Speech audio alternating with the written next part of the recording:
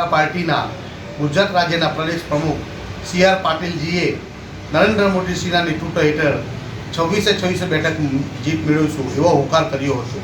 ભારતીય જનતા પાર્ટીના ગુજરાત રાજ્યના પ્રમુખ સી.આર. પાટીલ સાહેબ દ્વારા હુંકાર ભરવામાં આવ્યો।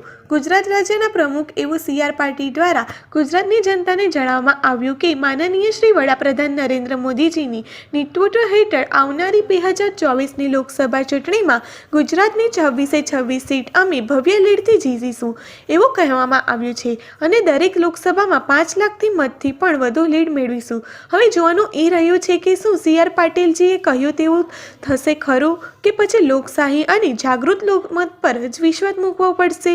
આવનારા સમયમાં ગુજરાતની પ્રજા મોદીને 400 પાર કરાવશે ખરા કે પછી પ્રજાની વાત પ્રજાના મનમાં જ હોય છે એ તો આવનારી 2024ના લોકસભાની ચૂંટણીમાં ખબર જ પડી જશે કે કોણ શેર અને કોણ શિયાળ છે।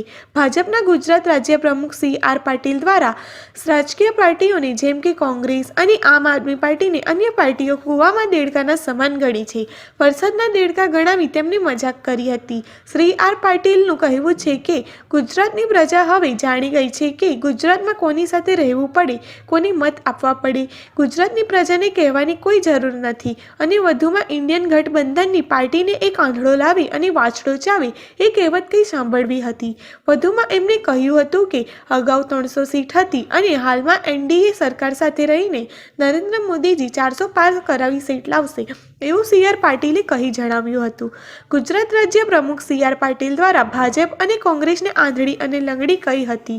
ભરૂચ જિલ્લા લોકસભાની સીટ હંમેશા ભાજપને જ મળી છે અને કોંગ્રેસ આમ આદમી પાર્ટી ગઠબંધનને કરીને જે ભરૂચ લોકસભા અને ભાવનગર લોકસભા જીતવાની મુંગેરી લાલ કે હસીન સપને જોઈ રહ્યા છે તે કદી સાકાર થવાની નથી અને ભરૂચ જિલ્લામાં 2022ની વિધાનસભામાં સૌથી વધુ મતદાન ભાજપને 51% જેવું મળેલું ત્યારે કોંગ્રેસને 26 અને આપને 13% મળેલ છે અને ભરૂચ જિલ્લાના વિધાનસભાના આ પાર્ટીને 4 વિધાનસભા પર ડિપોઝિટ પણ દૂર થઈ હતી તેવું ગુજરાત રાજ્યના પ્રમુખ સી.આર. પાટીલે જણાવ્યું હતું અને ભરૂચની પ્રજા આવી પાર્ટીઓથી ખૂબ સારી રીતે ઓળખી ગઈ છે એટલે જ ગુજરાત રાજ્યના પ્રમુખ શ્રી આર. પાટીલે ઇન્ડિયા ગઠબંધનને આંધળી અને લંગડી બતાવી છે। જો આવી પાર્ટીઓ પર શું ગુજરાતની પ્રજા વિશ્વાસ કરશે ખરી?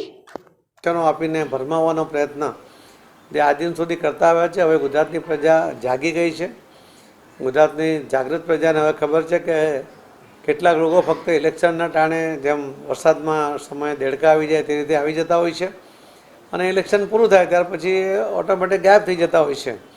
તો 2022ના વિધાનસભાના ઇલેક્શન પછી ગુમ થયેલા લોકો ફરીવાર ગુજરાતમાં ઇલેક્શનના સમયે આવવાના પ્રયત્ન એ ગુજરાતની પ્રજા ખૂબ સારી રીતે ઓળખે છે અને વિશ્વાસ છે કે આદરણીય પ્રધાનમંત્રી શ્રી નરેન્દ્ર મોદી સાહેબના નેતૃત્વમાં જ્યારે ભારતીય જનતા પાર્ટી 370 અને એનડીએમાં 400 સીટ જીતવાના સંકલ્પ સાથે જ્યારે ભારતીય જનતા પાર્ટી આગળ વધી રહી છે ત્યારે મોદી સાહેબના નેતૃત્વમાં આ ભવ્ય જીત, આ ટાર્ગેટ અમે એચીવ કરીશું ને એમાં ગુજરાતની 26 સીટ ભારતીય જનતા પાર્ટી જીતશે અને એમાં દરેક સીટ પર 5 લાખની લીડ મેળવવાનો જે અમારો સંકલ્પ છે એ પણ અમે કોંગ્રેસ અને આપ બંને હજુ પણ દીવા સ્વપ્નમાં રાચે છે। વાસ્તવિક ભૂમિ પર આવવા માટેની એમની તૈયારી નથી।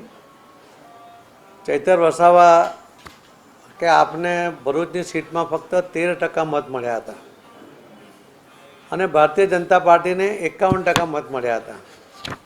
કોંગ્રેસને લગભગ 25-26% મત મળ્યા હતા। બંનેના મતો ભેગા કરીએ તો પણ લગભગ 13% મત ભારતીય જનતા પાર્ટીના વધારે છે અને જો આપની વાત કરીએ તો આપમાં ચૈતર વસાવા સિવાય બાકીની એટલે કુલ 7માંથી 4 વિધાનસભામાં આપની ડિપોઝિટ જમા થઈ ગઈ હતી। એટલે આ પ્રકારનો એનો રિપોર્ટ છે કે 7માંથી 4માં એની ડિપોઝિટ જમા થઈ અને છતાં આ ગઠબંધન કરીને એમણે 2 સીટ ઉપર ભરૂચ લોકસભા અને ભાવનગર લોકસભામાં જીતવા માટેનો એક પ્રયત્ન કરી રહ્યા છે।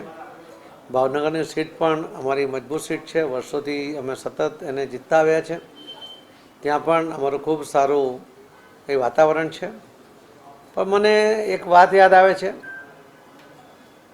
કે એક ગામમાં જ્યારે આગ લાગી હતી એ ગામમાં એક લંગડો અને એક આંધળો 2 જણા એમણે ગઠબંધન કર્યું હતું અને એમાં આગમાંથી બહાર નીકળવા માટે એવો નિર્ણય થયો હતો કે જે આંધળો છે એ ચાલી શકતો હતો, તો એના ખભા ઉપર એ લંગડો બેસી જાય અને